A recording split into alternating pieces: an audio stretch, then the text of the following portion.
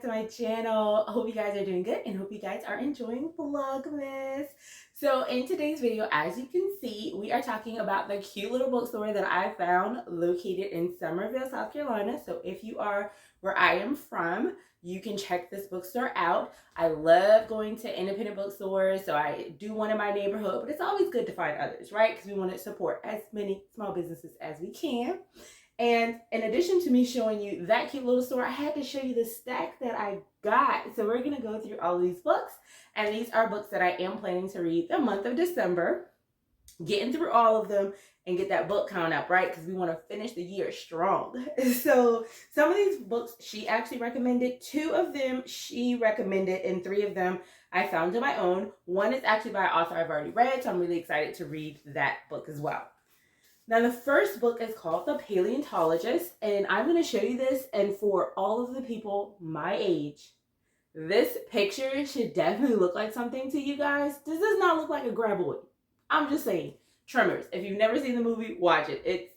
It's a favorite among my generation. So the first book is The Paleontologist. It's by Dumas. And here's what it says on the back. So a haunted paleontologist returns to the museum where his sister was abducted years earlier and is faced with a terrifying and murderous spirit in this chilling novel. So to sum it up, he moves away after, I believe he gets a divorce. Let's see. Recent breakup. So he breaks up with his girl. His aunt dies who raised him, and he goes back to where he's from. And he starts to work at the museum in which his sister vanished years and years ago.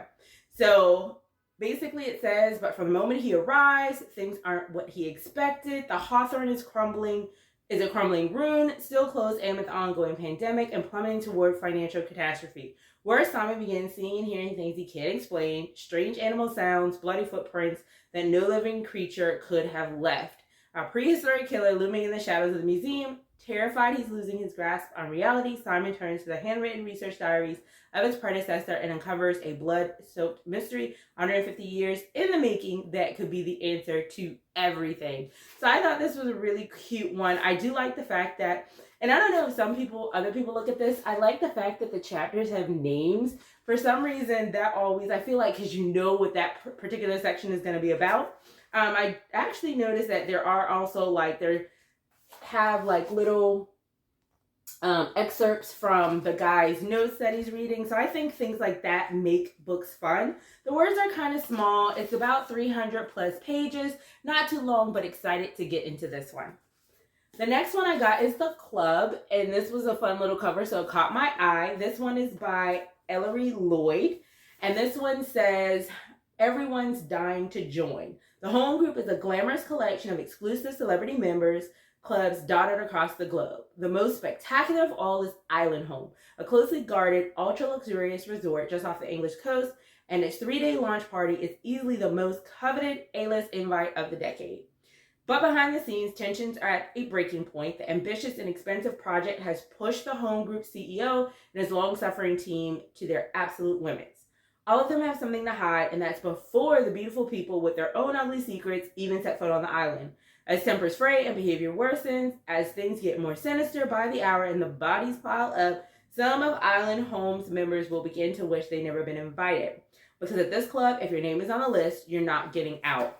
And I love the story where they tell me bodies are going to pile up, because that means people are getting knocked off left and right. I like it. This one, the way it is written, the words are, pretty decent size. I feel like sometimes you look at the words and you can get overwhelmed because they're smaller, but it's pretty decent size. This one actually falls a little under 300 pages. And in the book, as it's going through, it is a book that goes by the day. I'm trying to get to the start of a chapter here so I can show you guys what we're looking like. Wait a second. Okay, so here you go. So it goes by the day, and it's also by person. So I like a book when it jumps from different perspectives and you get to see what everybody's doing through the book. So that's the first 2.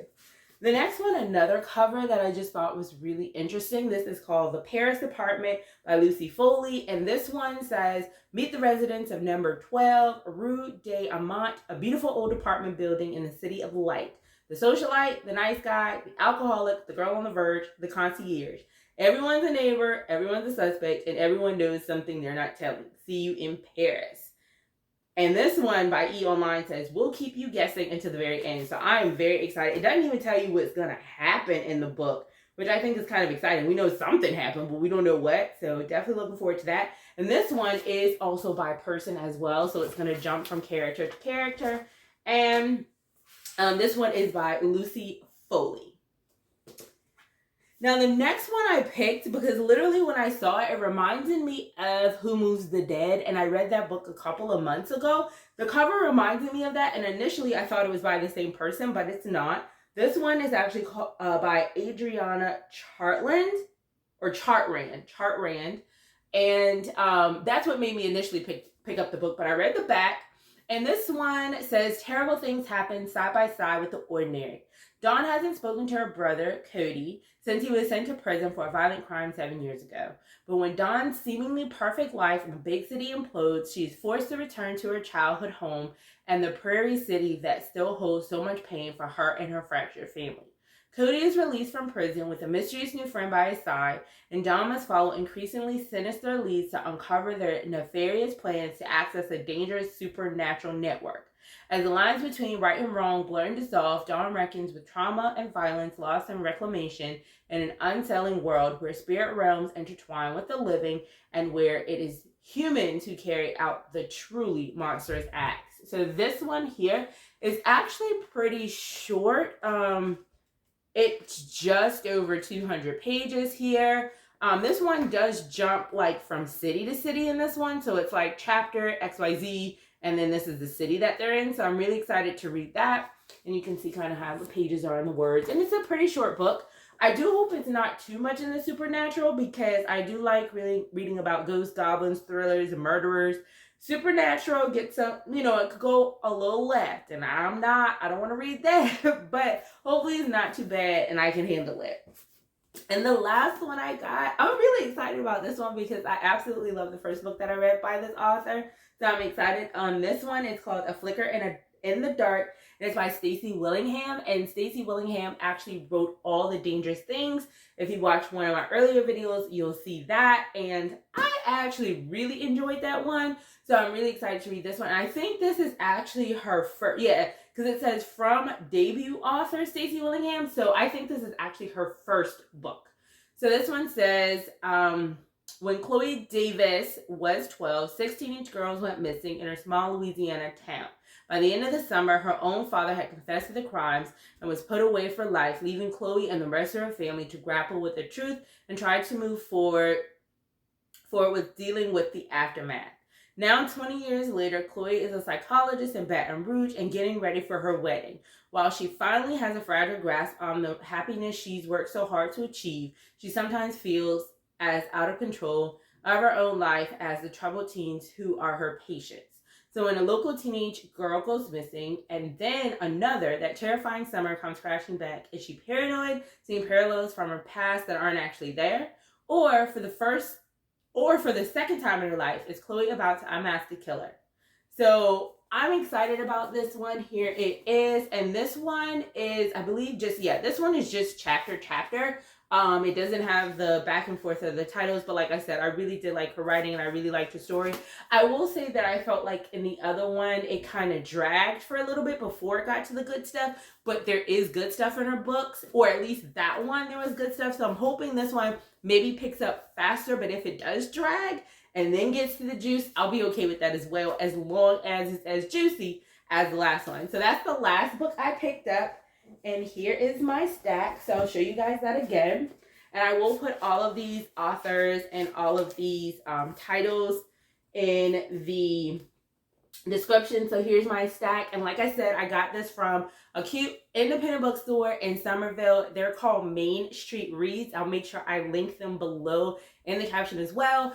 If you're local, you can definitely support them that way. I don't remember if she said you can order on the website. I know they can order stuff for you, so I'm pretty sure there is a way you can order on the website, or you can call and order if you don't have a local bookstore in your area. Or you can, find a local bookstore in your area to support, because we have to support small businesses, especially during the holidays, right? Because we need to keep the money circulating in these communities. So these are the books that I'm reading. I'm adding to my December reads, and hopefully you guys enjoyed this. Hopefully you'll pick up some of these and read along with me. If you are new here, my name is Sarah. If you are returning, I am so glad you came back, and I thank you for that. Stick around, keep enjoying Vlogmas, and I'll see you in my next one.